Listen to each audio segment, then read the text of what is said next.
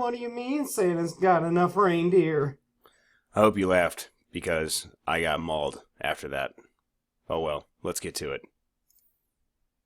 Welcome, ladies and gentlemen. Mr. Shaw here. Back again. We're going to go ahead and get started on the Cold War today. The Cold War is... Oh, and yeah, sorry, I'm wearing my headphones because my microphone on this computer is terrible. So if you want to judge me, go ahead. But microphone's a lot better here, so you're welcome. Anyway, so Cold War is between the United States and the USSR, the Union of Soviet Socialist Republics, and it starts right at the end of World War II in 1945, and then it goes, well, probably until 1991 when the Soviet Union is dissolved. But there are some people that say the Cold War never really ended, and we're still kind of fighting it even today. But, we'll get into that in a little bit. So let's get to it.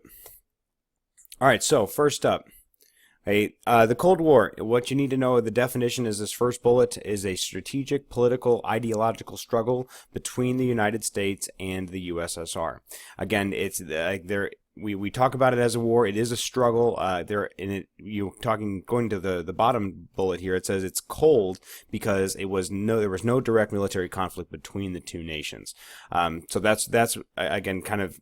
It's just this big race, trying to make sure that, each country is going to be more powerful than the other. And that's really what the basis of this Cold War is.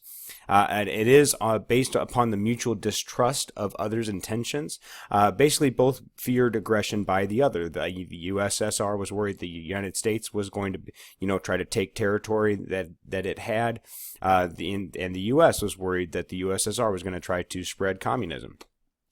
So this is a struggle to gain allies, military, and economic superiority over the other one. If you want to put a star by the bullet here where it says atomic bomb rivalry, again, that is a really big idea here, because it is you'll talk about, once the USSR has the bomb as well, it's going to pretty much shape what happens in the Cold War. All right, so the United Nations, again, we talked about at the Yalta Conference how Roosevelt, Churchill, and Stalin both agreed upon the basis of the United Nations. This is going to be like the League of Nations on steroids. Okay, it's going to be a peacekeeping organization. It's going to be a compromise organization, and it is created by Britain, Soviet Union, and the United States. Again, it is headquartered in New York City. That's what NYC means.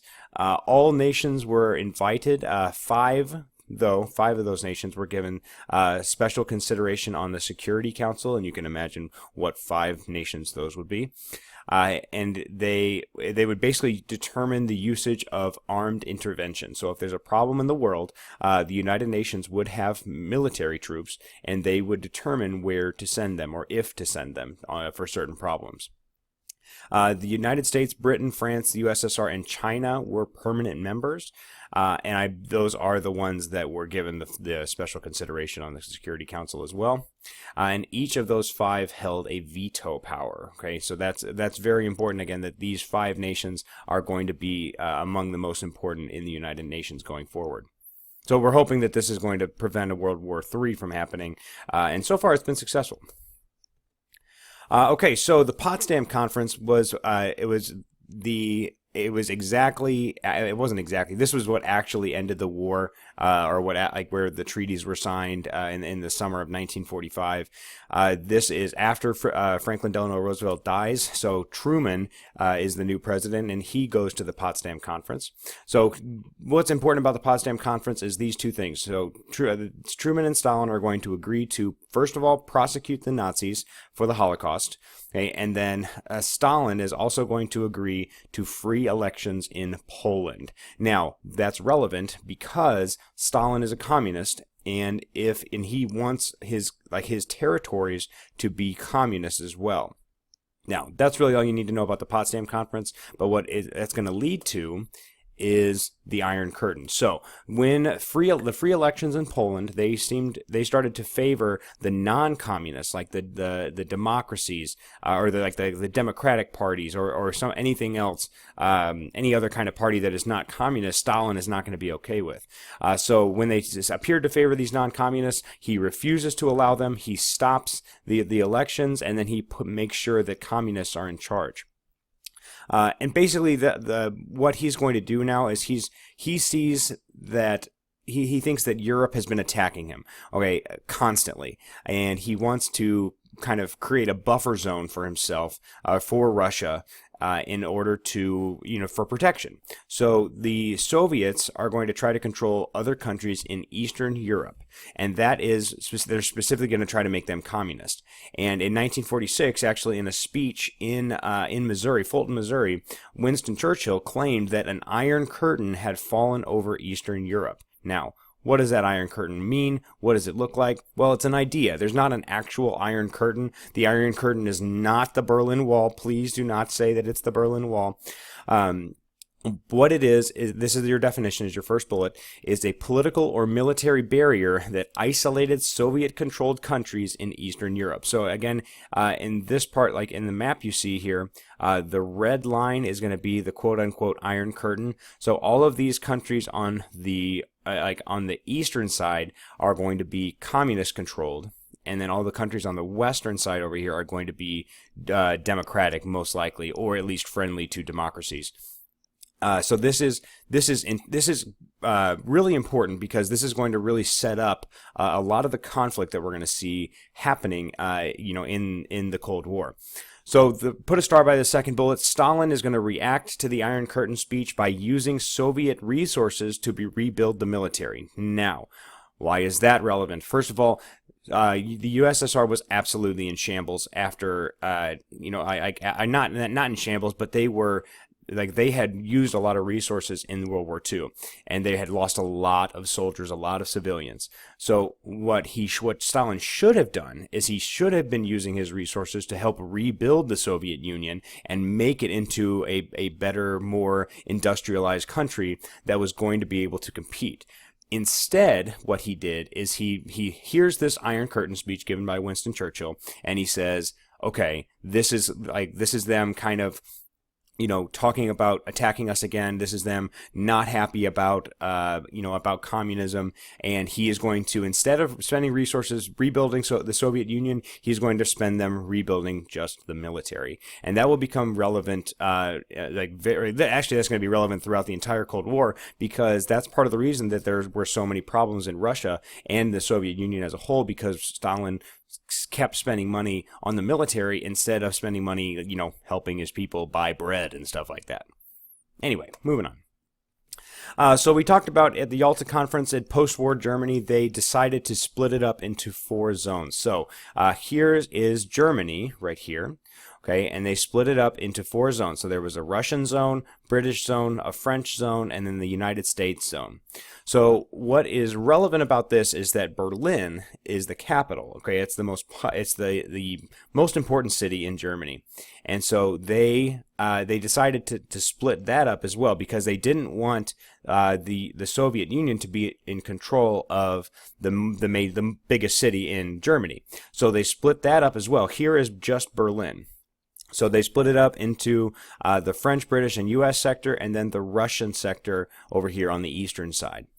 So basically there are democratic, capitalist areas of Berlin inside an entire communist area of Germany. Okay, so that's really important.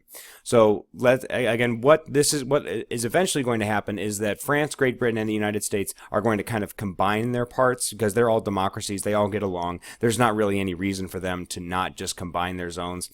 So they are going to make West Germany into a capitalist democracy. And then the Soviet zone is going to become East Germany, and that is going to be a communist. Communism really just kind of falls over everything. That is a political and a social statement. So they are communist, meaning that they are, again, the government's going to be in control of, most of the economy, or all of the economy in this case. All right, so here's the Berlin problem. The Soviets had agreed to split Berlin amongst the Allies, as Germany has been split, because of what I said earlier. They didn't want, the Allies didn't want the biggest city to be just under the control of the Soviet Union. That seems silly. So what happened is that, again, think of it like this: Germany anything that had to do with Germany, all 4 countries were going to have to agree to it, or at least that's kind of like what they wanted to do. That's what they wanted to happen. So, without Soviet approval, the Western powers planned a separate Western government, okay, that was going to be democratic. And again, this is the kind of thing that the Soviets probably would not have agreed to. So they didn't tell them. They just said, hey, we're going to do this, and it's going to be a Western government. It's going to be awesome. And this is going to kind of lead us to the Brussels Pact. They start the Brussels Pact at this time. This is going to be the first defensive alliance of the Cold War, going to be between Great Britain, France, Netherlands, Belgium, and then Luxembourg. And these are so that's the major thing here is that they planned a separate government in Western Germany. And also we have the Brussels Pact now that is going to definitely kind of heightened tensions, let's say, with what is going on in the Cold War and kind of how the democracies feel versus how the Soviet Union feels. All right, so this is going to lead us to the Berlin blockade, but first, this portion of Mr. Shaw's video is brought to you by Lint Rollers, helping the owners of cats look like normal people since 1905. Anyway, moving back on. So in June 24th, 1948, the Soviets responded to the new Western government by shutting down all railroads and highways from Berlin, into Berlin from the Western zones. Okay, so this is going to start what's known as the Berlin blockade. Okay, so this literally what they're going to do is everything and any access into the Soviet zone is going to be absolutely cut off. So the only way to get there is by the air. So what the West is going to respond by what they're going to do is they are going to start flying supplies into the blockaded Berliners. Okay, so for example, like in this area, here's Berlin. Okay, Western Berlin is completely cut off. Okay, from the West. Okay, so the United States, Great Britain, France, they're in charge of that zone, but they can't get there. So they can't give them supplies. They can't give them food. Okay, anything like that. So this is going to be a major problem. Okay, for the West. So what they're going to do is they are going to start flying in supplies from these cities, from Hamburg, Hanover, and Frankfurt, into Western Berlin. They're just going to start airdropping supplies to those people.